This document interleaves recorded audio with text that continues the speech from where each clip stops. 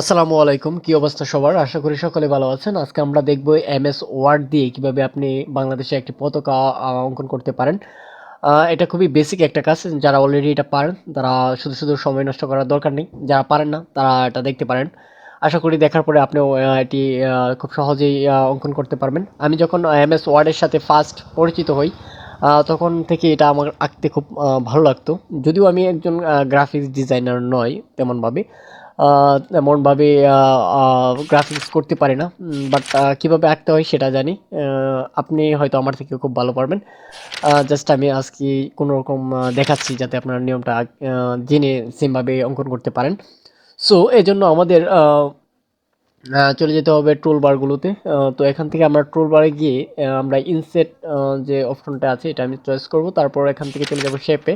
আমরা নর্মালি যে কাজটি করব আমরা শেপ দিয়ে সম্পূর্ণ এই কাজগুলো করব। এখানে সম্পূর্ণভাবে শেপের মাধ্যমে আমরা পতাকা আঁকার চেষ্টা করব। তো আমি এখান থেকে ফ্লো চার্ট থেকে আহ, আহ, এই শেপটি নিব। তারপর আমি এটাকে টান দিয়ে ধরে আমি যদি মাউস দিয়ে টান দিয়ে ধরি তাহলে কিন্তু বড় হবে। আমি জাস্ট বড় করে দিলাম। আপনারা বাংলাদেশের নির্দিষ্ট একটা পতাকার একটা সাইজ আছে, আপনার সাইজটা সবসময় চেষ্টা করবেন মেনটেন করার জন্য। আমি জাস্ট যেহেতু দেখাচ্ছি সেই জন্য সাইজটা খুব একটা দেখালাম না। এখান থেকে সাইজ আপনারা করে নিতে পারেন এই যে এখান থেকে। তো বাংলাদেশের পতাকা একটা নির্দিষ্ট সাইজ আছে, আপনারা যখন করবেন এটা অবশ্যই সাইজ মেনটেন করে করবেন। আমি যেহেতু জাস্ট টেমপ্লেট হিসাবে দেখাচ্ছি সেক্ষেত্রে এটা নিয়ে কেউ আবার মাইন্ড করবেন না। ওকে, তো আমি একটা শেপ আঁকলাম। তো এই শেপের কালারটা চেঞ্জ করে দিতে হবে। তো এখান থেকে শেপ ফিল নামক যে অপশনটা রয়েছে এখান থেকে আপনারা দেখতে পাবেন। শেপ ফিলে চলে যাব। এখান থেকে আমি গিয়ে আমার যে কালারটি প্রয়োজন আমি ওই কালারটি করে নেব। এখান থেকে আমি এই কালারটি নিলাম।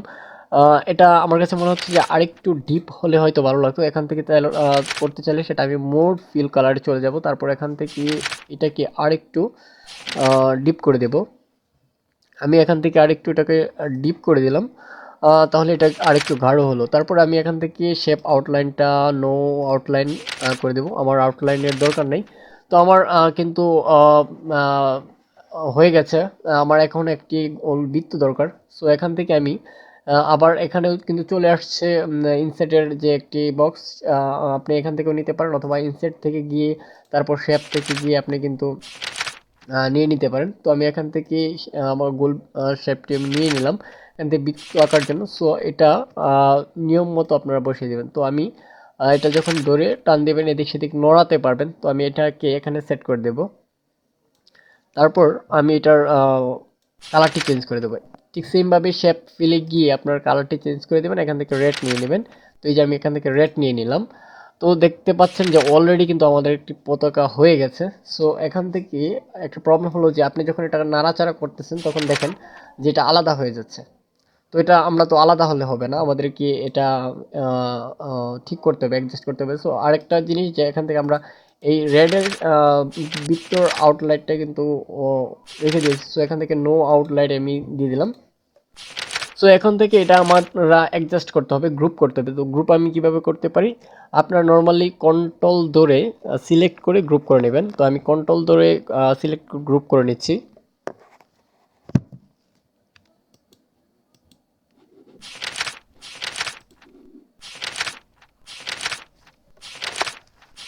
তো দেখতে পেলেন আমি কিন্তু অলরেডি গ্রুপটা করে নিলাম। তারপর যদি এটা আমি নাড়ানোর চেষ্টা করি দেখেন আহ, আহ, দুটো কিন্তু অ্যাডজাস্ট হয়ে গেছে। এখান থেকে এখন নাড়াচাড়া করলে কিন্তু আলাদা হচ্ছে না। সো আপনারা এবার গ্রুপ করে নেবেন। তো আমরা জাস্ট একটা পতাকা আঁকলাম, এখন এটার জন্য অবশ্যই বাঁধার জন্য একটা লাঠি দরকার। তো এর জন্য আমরা আরেকটা শেপ নিব। এখান থেকে শেপ চলে যদি আমরা চলে যাই, তারপর আবার ফ্লো চার্ট থেকে আমরা এখান থেকে এই শেপটা নেব। হিসাবটা নিয়ে আপনি জাস্ট একটা লাঠি দিবেন বা আমাদের বাঁশ দিয়ে আমরা নর্মালি পতাকা টানাই। তো এখান থেকে এটা দিয়ে আপনার ইচ্ছা মতো আপনার প্রয়োজন মতো আপনি এটা কি বড় ছোট চিকন মোটা করে নেবেন। তো আমি জাস্ট করে নিচ্ছি। যদিও আমি প্রথমে বলেছি আমি খুব একটা গ্রাফিক্স ডিজাইনার না, যার জন্য হয়তো খুব একটা ভালো হবে না। বাট আমি এটা করে নিলাম। ওকে, তো এটা করার পরে আপনারা সেমভাবে গ্রুপ করে নিতে পারেন। তো এখান থেকে আরেকটু সুন্দর করার জন্য আমি আবার ইনসার্টে চলে যাব। তারপর এখান থেকে শেপে গিয়ে তারপর আবার এই শেপটা নেব। এখন দেখেন যে লাঠির নিচে আমরা স্কুলে দেখব যে এখানে কিন্তু কনক্রিটের ঢালাই থাকে। সো এখানে আমি এটা বসিয়ে দিলাম। এখান থেকে যদি এটা বসিয়ে দিই, তারপর একটু মাঝামাঝি করে নিতে হবে।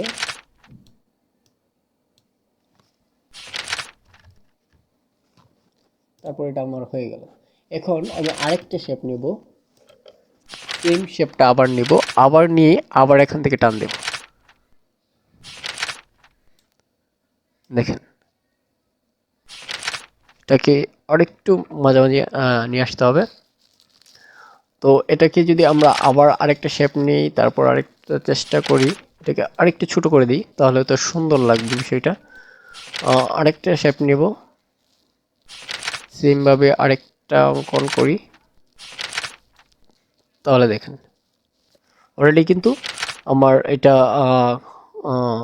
এখন কিন্তু আরো ভালো লাগছে। তো সেমভাবে কিন্তু আপনি এটা করতে পারেন। তারপর এখান থেকে আপনি চাইলে এটার কালারটা আপনি চেঞ্জ করে নিতে পারেন। আপনি যদি আপনার ইচ্ছা মতো কালারটি দিয়ে দিতে পারেন। আমরা যদি জাস্ট একটু কালার চেঞ্জ করার চেষ্টা করি, এখান থেকে আমরা আবার শেপে চলে যাব। তারপর এখান থেকে হ্যাঁ, এটাই দিয়ে দিলাম। তারপর এখান থেকে আমরা শেপের কালারগুলো চেঞ্জ করে নেব। আপনি আপনার ইচ্ছা মতো দিয়ে দিবেন, আমি জাস্ট দেখানোর জন্য করছি এটা।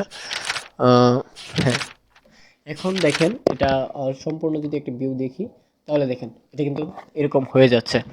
তো আপনিও কিন্তু সেমভাবে এটা করে নিতে পারেন। আমি প্রথমেই বলেছি আমি যদিও গ্রাফিক্স ডিজাইন না, সেই জন্য হয়তো খুব একটা ভালো হচ্ছে না।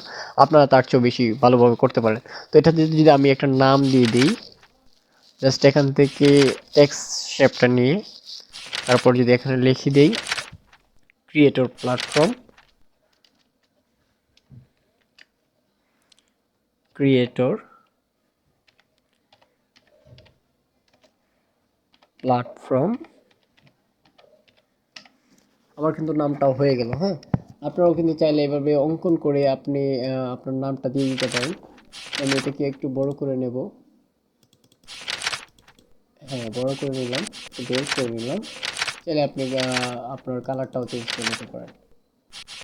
তো এখান থেকে আপনি চাইলে কালারটা চেঞ্জ করে নিতে পারেন, আপনার যেটা ভালো লাগে। হ্যাঁ, আমি জাস্ট এটা দিলাম।